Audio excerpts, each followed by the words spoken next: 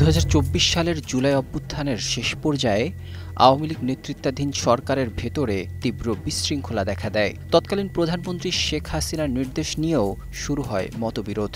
সরকার ও প্রশাসনের বিভিন্ন স্তরে দায় চাপানোর খেলা শুরু হয়। মন্ত্রী পরিষদেও ছড়িয়ে পড়ে অবিশ্বাসের আবরণ। সবচেয়ে স্পষ্ট মতভেদ দেখা যায় বৈষম্য বিরোধী ছাত্র আন্দোলনের নেতৃত্বদানকারী ৬ সমন্বয়ক নাহিদ ইসলাম, সার্জিস আলম, হাসনাত আবদুল্লাহ, আবু বাকের মজুমদার, নুসরাত তাবাসসুম ও আসিফ মাহমুদকে আটক এবং পরবর্তীতে তাদের ছবি প্রকাশ নিয়ে।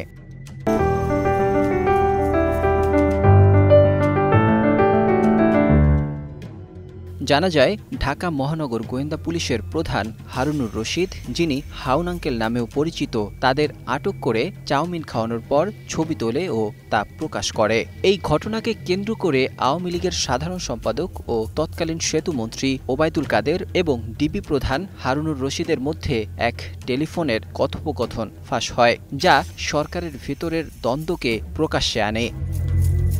অডিও কলে শোনা যায় ওবায়দুল কাদের হারুনকে প্রশ্ন করছেন, ৬ নেতাকে আটক করলে কেন, ছবি তুললে কেন? নেত্রীও এতে বিরক্ত।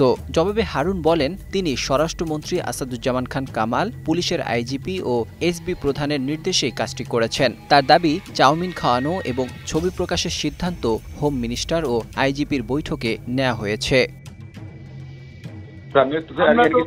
প্রত্যেকদিন বলতেছিলাম তুমি ভালো করতেছো,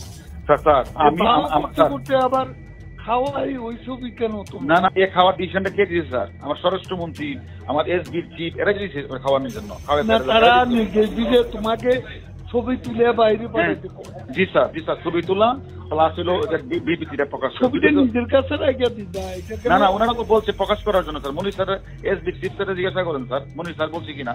উল্টা তো তুমি দোষারোপ স্যার, হোম মিনিস্টার বলছে পিএম কি করলা? কোনটা?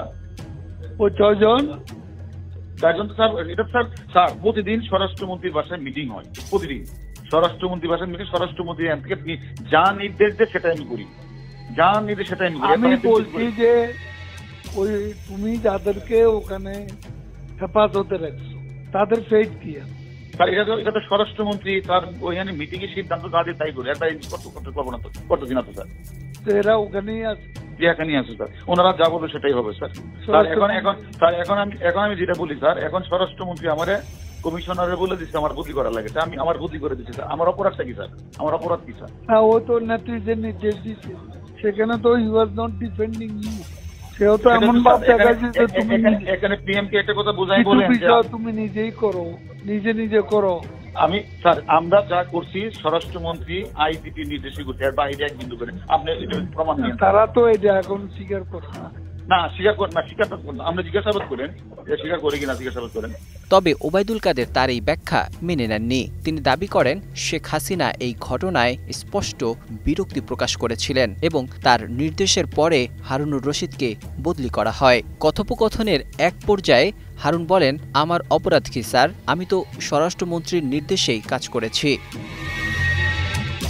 ২০২৪-এর ২৯ জুলাই ওই ৬ নেতাকে আনুষ্ঠানিকভাবে আটক করা হয়। ৩২ ঘণ্টা অনশন শেষে ১ আগস্ট তারা মুক্তি পান। তবে এর আগে ১৯ জুলাই নাহিদ ইসলামকে আলাদা করে গ্রেফতার ও নির্যাতনের অভিযোগ ওঠে। ৫ দিন পর চোখ বাঁধা অবস্থায় পূর্বাচলে তাকে ছেড়ে দেয় ডিবি।